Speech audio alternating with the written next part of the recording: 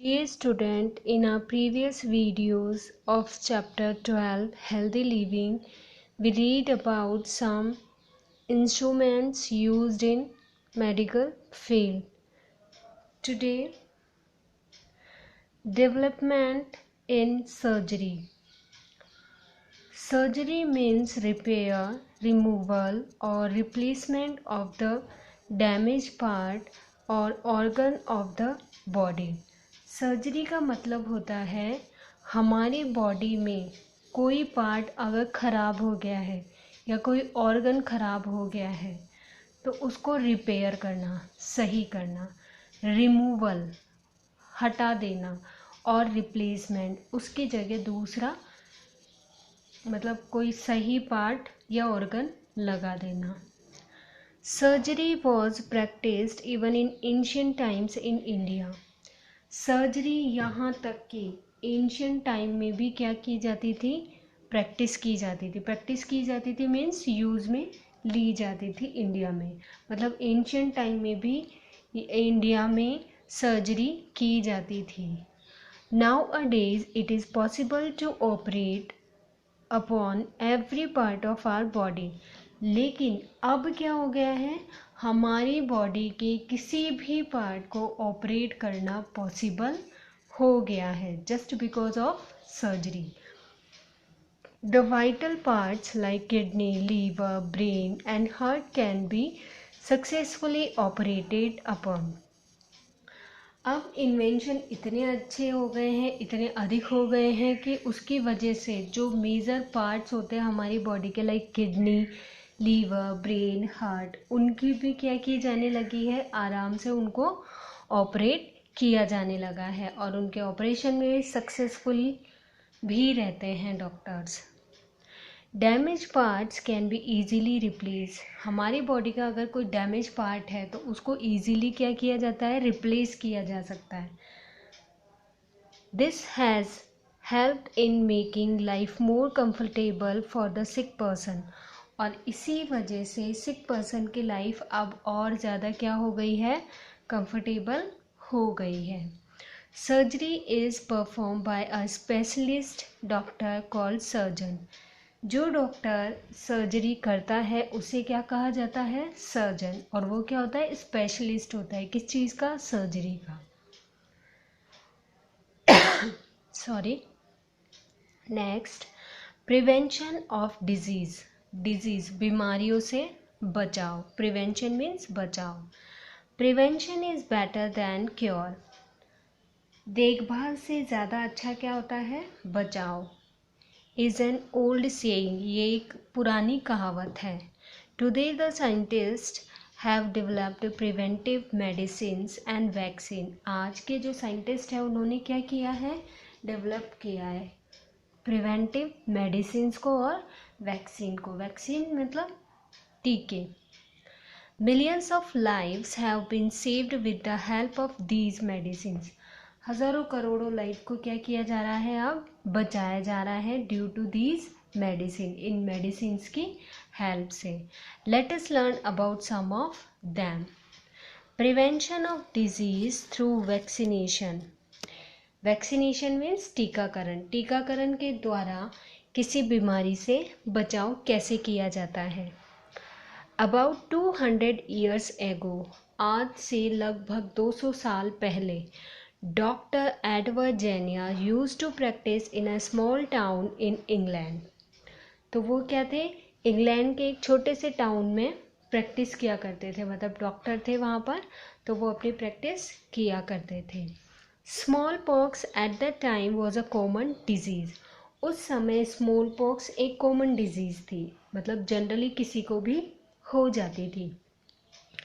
His patients included people from all walks of life. और उसके पास हर category के क्या आते थे, पेशेंट आते थे. छोटे बच्चे से लेके एक बुजुर्ग ओल्ड मैन तक के पर्सन उसके पास स्मॉल पॉक्स से परेशान होकर आते थे. Smallpox could spread from one person to another. Smallpox एक ऐसी बीमारी थी जो एक व्यक्ति से दूसरे व्यक्ति पर आराम से फैल जाती थी। Doctor Jenner developed preventive medicine for small pox. और फिर डॉक्टर जेनियर ने क्या किया, स्मॉल पॉक्स के लिए बचाव मेडिसिन बनाई, मतलब उन्होंने स्मॉल पॉक्स के लिए मेडिसिन बनाई। It is now called small pox vaccine, और अब इसे क्या कहा जाता है, small pox vaccine. Every young child is vaccinated against small pox. बचपन में ही क्या दिया जाता है, स्मॉल पॉक्स का वैक्सीनेशन कर दिया जाता है। Many parts of the world are now free from smallpox. World के बहुत सारे पार्ट्स ऐसे हैं जो अब स्मॉल पॉक्स से क्या हो गए, बिल्कुल फ्री हो गए हैं। New vaccines have been developed for disease like cholera, plague, polio, cough, tetanus and tuberculosis.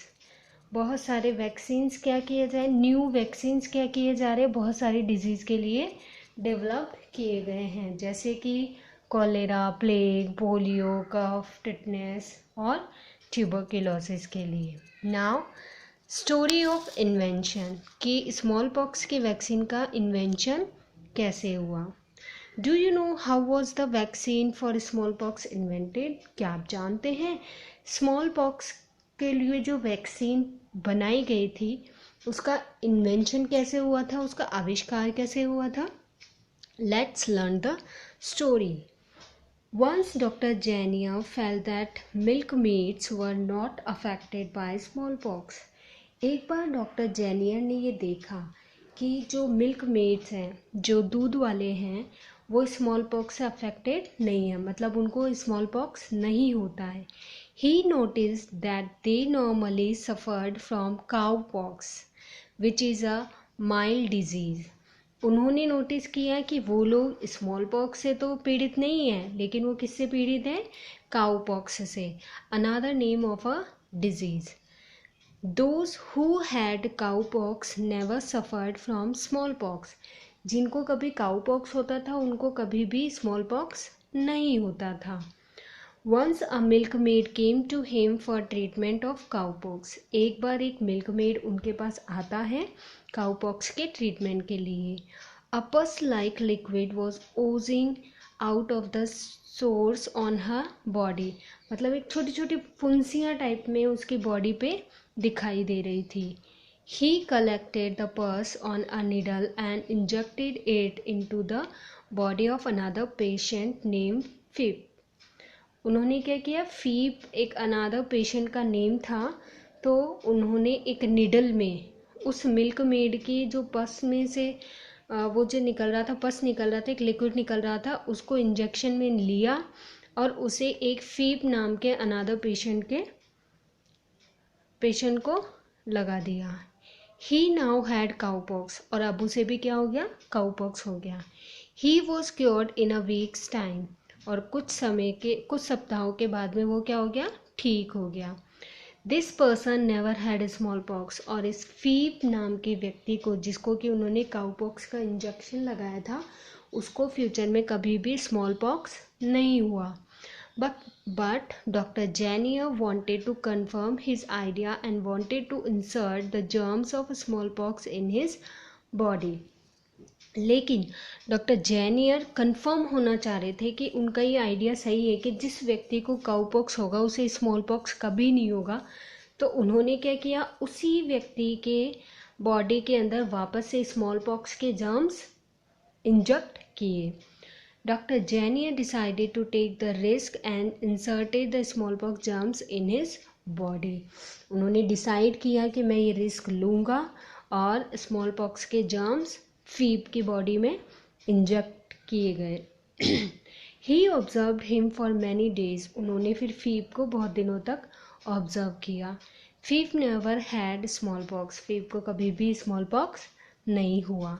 In this way doctor Jenner succeeded to develop the small pox vaccine, और इसी तरह से डॉक्टर जेनियर ने क्या किया, स्मॉल पॉक्स की vaccine बनाई। Now ask, so this is the story behind the invention of the vaccine of small pox. I hope you understand the surgery and prevention of disease through vaccination. We will finish the chapter in our next video.